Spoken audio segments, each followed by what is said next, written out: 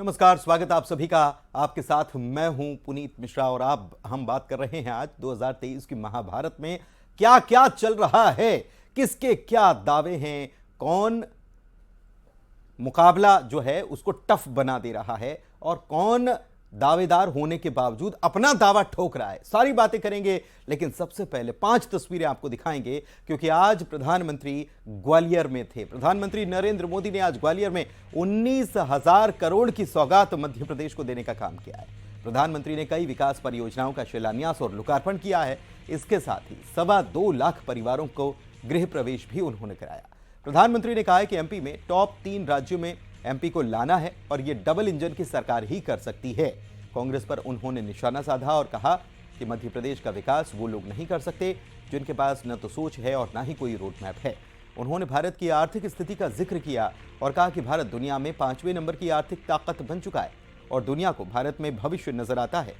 कार्यक्रम में सीएम शिवराज सिंह चौहान के अलावा प्रदेश बीजेपी के आला नेता भी शामिल हुए।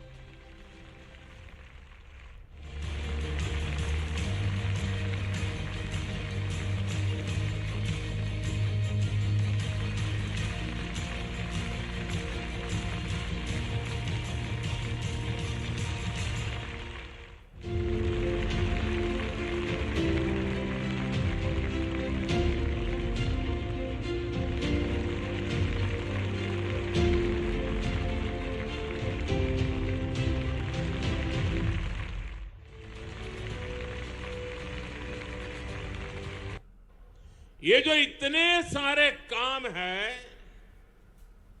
ये डबल इंजन सरकार के साझा प्रयासों का परिणाम है।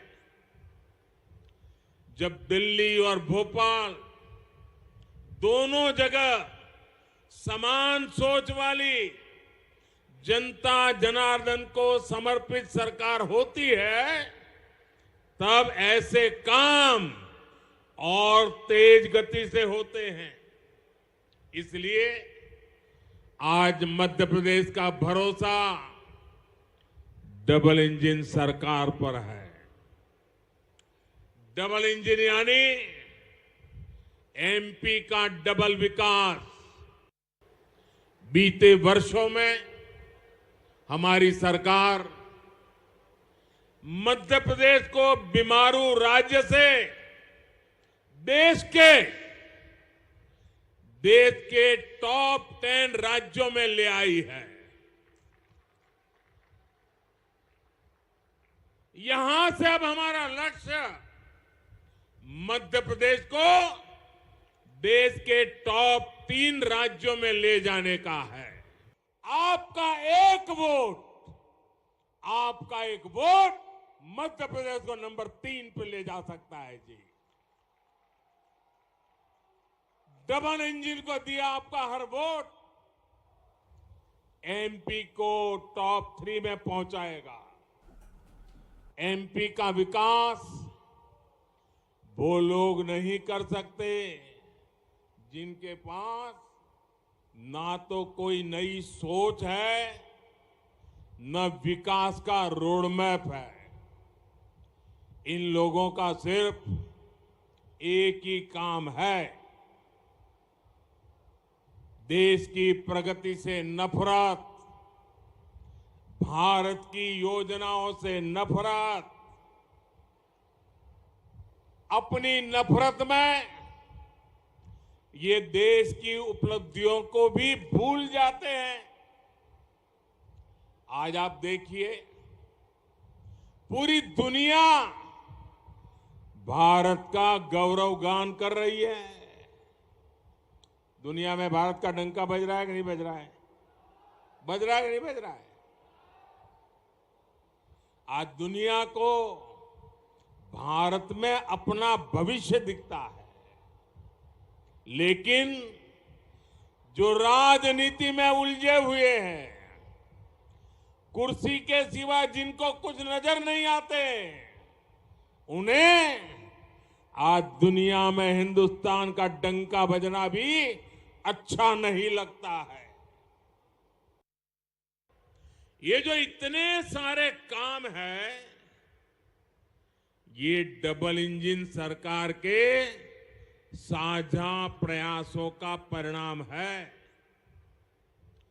जब दिल्ली और भोपाल दोनों जगह समान सोच वाली जनता जनार्दन को समर्पित सरकार होती है, तब ऐसे काम और तेज गति से होते हैं। इसलिए आज मध्य प्रदेश का भरोसा डबल इंजन सरकार पर है। डबल इंजन यानी एमपी का डबल विकास। भारत अपनी नफरत में ये देश की उपलब्धियों को भी भूल जाते हैं। आज आप देखिए, पूरी दुनिया भारत का गौरवगान कर रही है। दुनिया में भारत का डंका बज रहा है कि नहीं बज रहा है? बज रहा है कि नहीं बज रहा है? आज दुनिया को भारत में अपना भविष्य दिखता है, लेकिन जो राजनीति में उलझे हुए हैं, कुर्सी के सिवा जिनको कुछ नजर नहीं आते, उन्हें आज दुनिया में हिंदुस्तान का डंका बजना भी अच्छा नहीं लगता है। बीते वर्षों में हमारी सरकार मध्य प्रदेश को बीमारू राज्य से देश के टॉप 10 राज्यों में ले आई है। यहां से अब हमारा लक्ष्य मध्य प्रदेश को देश के टॉप 3 राज्यों में ले जाने का है। आपका एक वोट मध्य प्रदेश को नंबर 3 पे ले जा सकता है जी। डबल इंजन को दिया आपका हर वोट एमपी को टॉप 3 में पहुंचाएगा।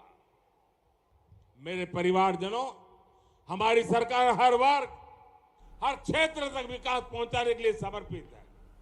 जिनको किसी ने नहीं पूछा, उनको मोदी पूछता है। मोदी। चलिए बढ़ते हैं आगे और एक बड़ी खबर इस वक्त आपको बता रहे हैं। छत्तीसगढ़ विधानसभा चुनाव से जुड़ी हुई बेहद बड़ी और अहम खबर आपको बता रहे हैं। बीजेपी की दूसरी लिस्ट कल आ सकती है। जी हां, ये बड़ी खबर छत्तीसगढ़ को लेकर बीते कल में मंथन हुआ। दिल्ली में केंद्रीय चुनाव समिति की बैठक हुई और माना यह जा रहा है कि 30 से ज्यादा बीजेपी प्रत्याशियों की लिस्ट कल पार्टी जारी कर सकती है। प्रधानमंत्री के दौरे के बाद यह लिस्ट जारी हो सकती है, क्योंकि प्रधानमंत्री कल पहुंच रहे हैं जगदलपुर और जगदलपुर का उनका दौरा समाप्त होगा। उसके बाद यह माना जा रहा है कि लिस्ट जारी हो जाएगी। कल पीएम मोदी की जगदलपुर में दरअसल जनसभा है और जगदलपुर को साधने का काम और साथ ही साथ पूरे बस्तर को साधने का काम वो यहां से करने वाले हैं और ऐसा माना जा रहा है कि लिस्ट कल आ जाएगी। 30 से ज्यादा प्रत्याशियों की लिस्ट आ सकती है, जारी की जा सकती है। आपको बता दें कि कल दिल्ली में मंथन हुआ था। जेपी नड्डा के आवास पर मंथन किया गया था। छत्तीसगढ़ कार्य समिति जो है, चुनाव कार्य समिति की बैठक यहां पर हुई थी और तमाम बीजेपी के नेता यहां पर इस बैठक में मौजूद थे। मंथन किया गया था और आखिरी चर्चा हुई। ऐसा कहा जा रहा है कि छत्तीसगढ़ को लेकर कल केंद्रीय चुनाव समिति में आखिरी चर्चा हो गई, क्योंकि अभी लिस्ट बहुत सारे प्रत्याशियों का आने बाकी है। 69 प्रत्याशियों की लिस्ट आने बाकी है, लेकिन 30 से ज्यादा बीजेपी प्रत्याशियों की लिस्ट कल जारी हो सकती है, यानी पूरी लिस्ट नहीं आएगी, ऐसा कहा जा रहा है। प्रधानमंत्री के दौरे के बाद यह लिस्ट जारी हो सकती है। कल प्रधानमंत्री जगदलपुर में पहुंचने वाले हैं, उनकी जनसभा है और यहां पर वो कई चीजों की सौगात देने वाले। अभिषेक शुक्ल रायपुर से हमारे सहयोगी लाइव जुड़े हुए हैं, सीधे उन्हीं के पास चलते हैं, उनसे इस मामले में बात करते हैं। अभिषेक जी, एक बड़ी खबर बताई जा रही है, लिस्ट आ जाएगी, कल लिस्ट जारी हो सकती है, लेकिन अभी तक का अगर माना जाए तो बीजेपी इन बातों में बड़ा विश्वास रखती है कि कौन सा पक्ष चल रहा है। क्या इस पक्ष को दरकिनार कर दिया जाएगा इस बार लिस्ट को लेकर? जी जी, बिल्कुल, देखिए ये बातें लगातार चर्चा में थी कि पितृपक्ष है तो अब सभी पार्टियां पितृपक्ष के बाद ये लिस्ट जारी करेंगी। लेकिन कल जिस तरीके से बैठक हुई है सीईसी की और माना जा रहा है सभी 69 सीटों पर ये चर्चा हुई है इस बार, और 69 सीटों में से ज़्यादातर नाम जो है बड़े नाम हैं और 30 से ज़्यादा नामों की सूची कल आ सकती है। कल प्रधानमंत्री का जगदलपुर दौरा है और जगदलपुर दौरे के बाद ये सूची यहाँ पर जारी हो सकती है। ये पूरी तरह से कयास लगाए जा रहे हैं कि लगभग शाम 4 बजे के आसपास या 5 बजे ये सूची जारी हो सकती है और कई बड़े नाम इस सूची में शामिल हो सकते हैं। कोई चौंकाने वाले नाम इसमें नहीं है। कई दिग्गज जो पिछले 15 साल लगातार चर्चा में बने रहे या जिनका चेहरा बीजेपी के लिए चेहरा बना रहा, वो चेहरे इस लिस्ट में शामिल हो सकते हैं। 3 महामंत्री हैं जो कि इस लिस्ट में खास तौर पे उनका नाम आ सकता है बीजेपी के, केदार कश्यप, ओपी चौधरी और विजय शर्मा। ये 3 नाम का जिक्र आ रहा है कि इन तीनों महामंत्रियों को नाम उनका कल लिस्ट में जारी हो सकता है। उसके अलावा कई बड़े नाम जैसे बिल्हा में धर्मलाल कौशिक है, उनका नाम सामने आ सकता है। रमन सिंह को लेकर हालांकि ये एक बात कही जा रही है कि हो सकता है रमन सिंह का नाम आखिरी लिस्ट में हो, लेकिन ये भी एक चर्चा है कि कल भी रमन सिंह का नाम लिस्ट में हो सकता है। हालांकि जो सूत्र बता रहे हैं वो कह रहे थे कि रमन सिंह का नाम अंतिम लिस्ट में यहाँ पर शामिल होगा। तो कल प्रधानमंत्री का दौरा जैसे खत्म होगा ये लिस्ट यहाँ पर आ जाएगी। बीजेपी ने इसीलिए पूरी कवायद यहाँ पर की है और देखिए बीजेपी के जो आला कमान है वो सरप्राइज देने में, चौंकाने में उनको महारत हासिल है।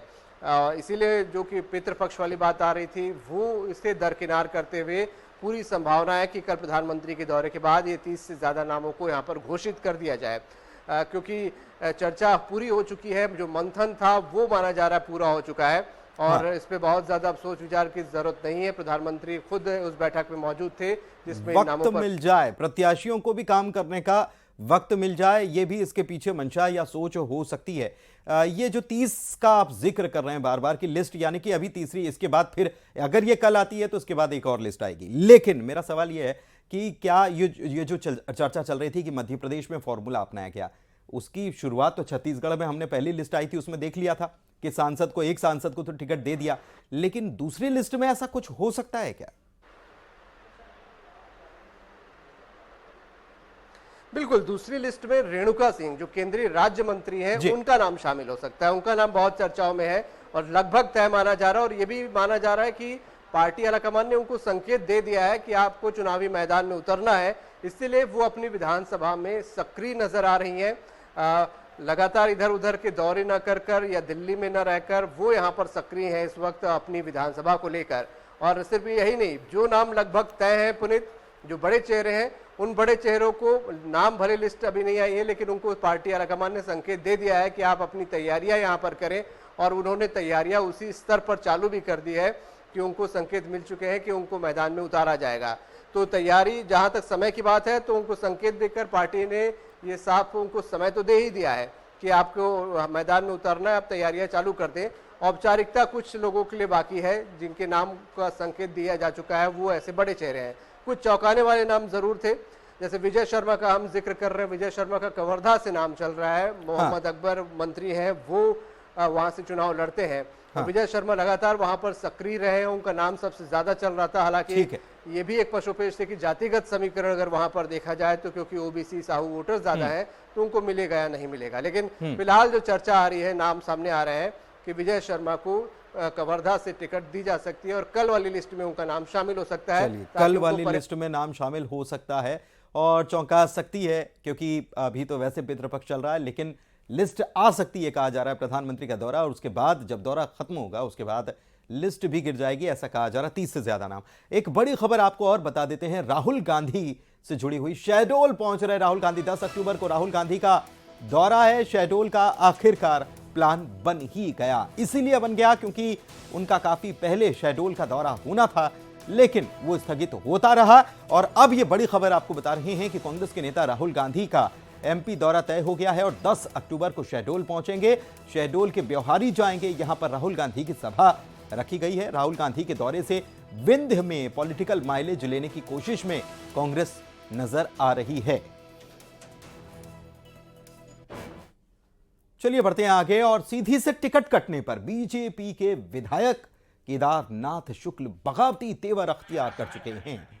केदारनाथ शुक्ल ने इसे अन्याय बताया और अन्याय के खिलाफ लड़ाई लड़ने की बात भी कही। विधानसभा क्षेत्र में न्याय यात्रा निकालने की बात कह डाली। केदारनाथ शुक्ल ने कहा कि वो असली बीजेपी में है, जबकि जिसे टिकट मिला है यानी कि रीति पाठक, वो नकली बीजेपी में है। आप देखिए भारतीय जनता पार्टी का जो नीति और सिद्धांत है, आज तक वो किस में खरी उतरी हैं? उन्होंने इस दिशा में क्या संघर्ष किया है? आंगनवाड़ी का फार्म भरने आई थी और लोगों ने जिला पंचायत का फार्म भरा दिया। जो नकली भारतीय जनता पार्टी है वो तो जीरो पर जा रही है। इसको कैसे परिभाषित करते हैं आपस में? नहीं इसे परिभाषा। लेकिन रीति पाठक ये कह रही हैं, अपनी तैयारी कर रहे हैं और ये कह रही हैं कि केदारनाथ जी जो हैं वो मान जाएंगे, वो सयाने नेता हैं। सयाने नेता की भाषा को आपने सुना कि जो फॉर्म भरने आंगनबाड़ी का आई थी उनको पार्टी ने नेता बना दिया। बढ़ते आगे, उधर भिंड की बात करें तो यहां पर भी बीजेपी के पूर्व विधायक रसाल सिंह का टिकट कटने के बाद उनका दर्द छलका है। कार्यकर्ता सम्मेलन में उन्होंने पार्टी से बगावत करने के संकेत भी दे दिए। पूर्व विधायक रसाल सिंह ने यह आरोप लगाया और कहा कि बीजेपी के 14 सर्वे हुए और केवल एक ही नाम इस सर्वे में आया और वो नाम था रसाल सिंह का। मुख्यमंत्री नरेंद्र सिंह तोमर, ज्योतिरादित्य सिंधिया, उमा भारती की भी लाहार का टिकट देने में नहीं सुनी गई। बीजेपी के पूर्व विधायक ने लाहार क्षेत्र की जनता के सामने पार्टी के शीर्ष नेतृत्व को 5 दिन का अल्टीमेटम दे डाला।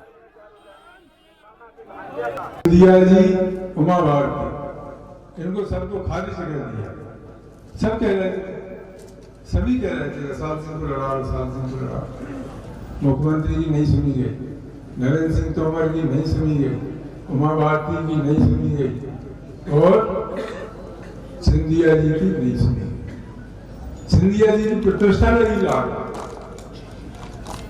ये गालियां देता है सिंधिया जी कांग्रेस वाला, और सिंधी की उनकी प्रतिष्ठा थी लाल। उन्होंने पार्टी से कहा कि वो लाल में मेरी प्रतिष्ठा है, मेरी प्रतिष्ठा बचाइए आप और रसाल सिंह को लड़ाइए। और 2023 के महासंग्राम में आज के लिए बस इतना ही, लेकिन बाकी खबरों के लिए देखते रहिए न्यूज़ 18 मध्य प्रदेश छत्तीसगढ़।